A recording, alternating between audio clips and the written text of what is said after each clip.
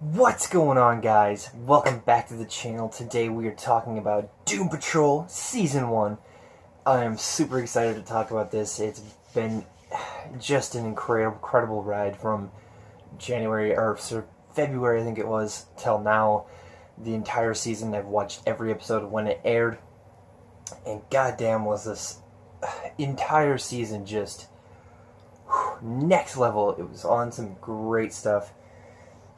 Let's dive in. Let's talk about this. I have plenty to talk about, and don't worry, this is not a spoiler-filled review. I won't go into too thick of a detail.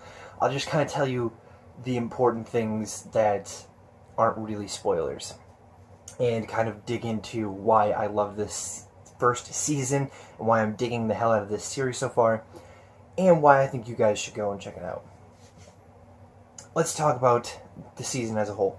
So this thing was 15 episodes, each an hour long. It's live action, Doom Patrol. This is a group of characters that, once again, like Suicide Squad or like Marvel's Guardians, I had never heard of. Like, I think I had heard the name Doom Patrol once, and I think it was because I was scrolling through like newer comics or whatever one day. Looking for comics. But I never actually read it. I never knew anything about the characters or just anything in general. And then we got our first taste of this in Titans, and I knew at that moment that this had this weird dark charm to it that I'm like, oh, this is gonna be really good. This is something interesting to keep an eye on for. And then you have just an incredible cast. Brendan Fraser. It's been forever since I've seen him in anything. I think a lot of people share that same sentiment. And goddamn it, he is probably one of the absolute funniest and best characters, just because he's superhuman and broken, and he's literally a brain in a friggin' jar with a robotic man armor suit thing. It's just an odd character and an even more fun to watch, portrayal. And one of the funniest things is you're gonna hear the F-bomb drop. Sometimes other characters will drop the F-bomb, but 90% of the time when you're hearing the F-bomb in the show, it's Brendan Fraser's character, Robot Man. Just absolutely hilarious. One of the best things about this entire show is the hilarious comedic elements mixed with these dark, dramatic, and kind of tragic moments that create this just absolutely unique story that if you took the elements of what they did in this show and tried to do it in anything else, it would have been shit. But in this show, it was just like, this is gold. This is absolute gold. It's super enjoyable to watch the entire show, and God, it's so just interesting from beginning to end. I mean, there are things that happen in this that are just like, what did I just watch? I mean, they fight a cult that summons this eye in the sky that literally kills the world, and then they have to figure out a way to defeat it. There's a John Constantine-like character that pops up, but has his elements, but taken in the Doom Patrol direction. It's just great. I mean, there are things that are completely absurd in this that after the first couple of episodes, you're just like, yeah, I kind of expect that by now. And it's just they do such a good job of just creating this weird balance that created this unique tone for the entire show. And that's why I think it's successful in the eyes of DC fans, and I think it's successful in the eyes of critics too so far. I knew even before the show came out, a couple weeks before it came out, and they were screening episodes or whatever for critics, the first reviews were immediately glowing.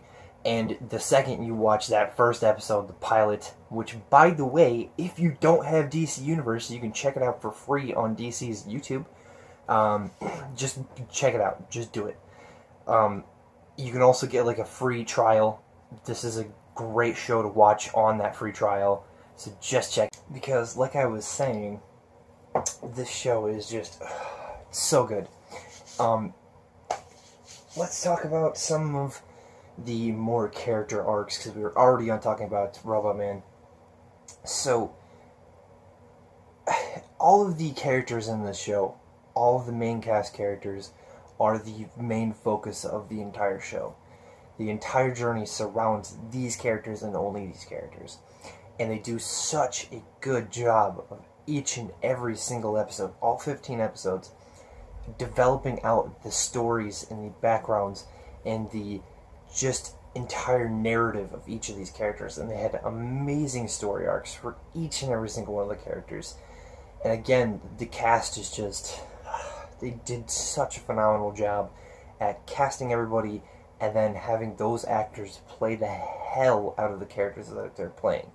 And they did such a good job with that, on top of all of the crazy wackiness that they did throughout the entire season.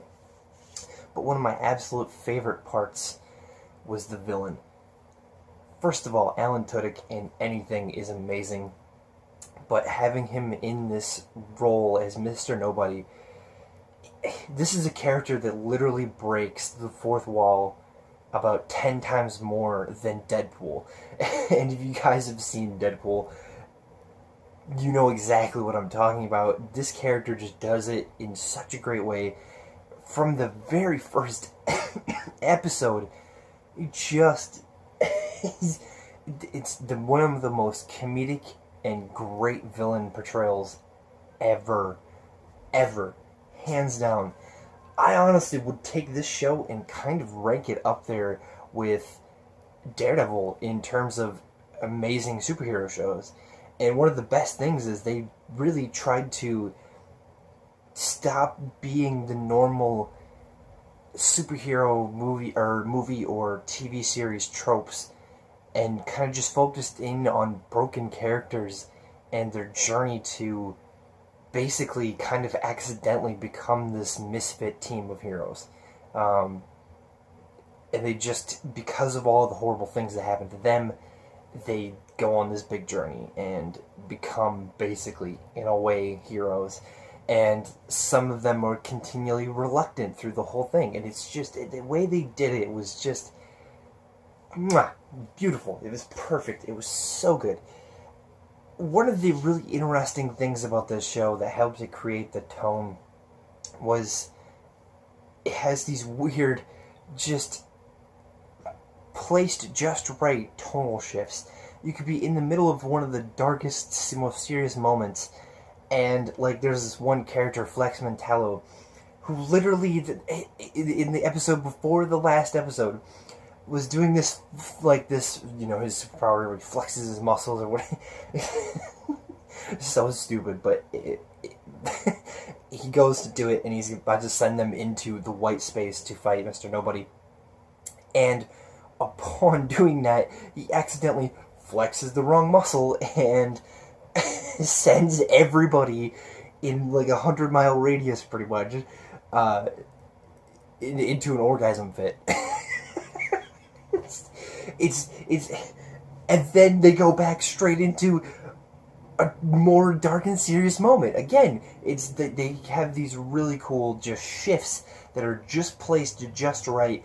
Nothing undercuts, like the comedy doesn't undercut the importance of the storyline they're telling, but it just adds to it, and it just creates this unique atmosphere and tone for the entire show. And I think that's a huge part of why it's successful in what it's doing.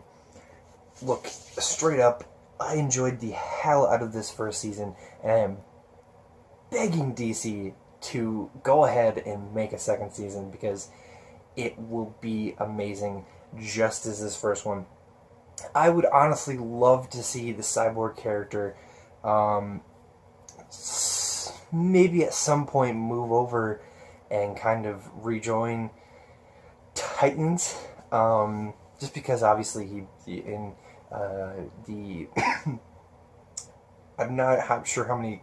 I'm not super big onto the Titans comics, but I know in the animated show he was a big part of that. So it'd be really, really cool to see him maybe at some point join the Titans. Now, there's like these weird questions of if they're technically in the same universe, these two shows. And there's been a lot of discussion on it on the internet, so I won't dive into that in this, but at some point in the future we will be talking about that as a topic. But I think they'll end up just at some point making the smart, logical decision just to keep the shows all in the Titans verse, I guess you can call it. But anyway, I would love to see Cyborg in that, just because I love the way they did things with his character in this season, and I think to continue to see that character grow in future seasons of Titans or Doom Patrol, either one, I think would be great. So, alright guys, let's give you my final thoughts and my ranking of the season, rating I should say. This, if it isn't obvious by now, I absolutely loved the hell out of this season, and I think it's just one of the best superhero shows, live action wise, that's being made right now. And if you haven't been able to watch it, like I said, check out the free first episode on DC's YouTube, and check out try and get the free trial. Check out Titans. Check out this whole first season. I mean, it's 15 hours of just pure insane awesomeness, and my solid rating for this is going to be a very strong one. It's a glowing 10 out of 10 for me.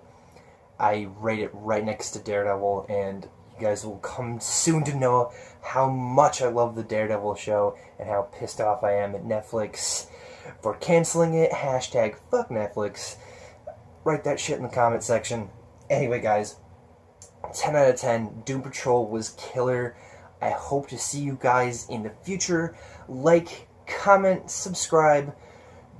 Definitely dive into those comments, though, because I would love to hear what you guys have to say about the Doom Patrol Season 1, and what you guys would like to talk about DC-wise in general. I absolutely love my DC stuff, so just join in the conversation. I'll be there. Anyway, guys, I hope you enjoyed the episode, and we will see you on the next one.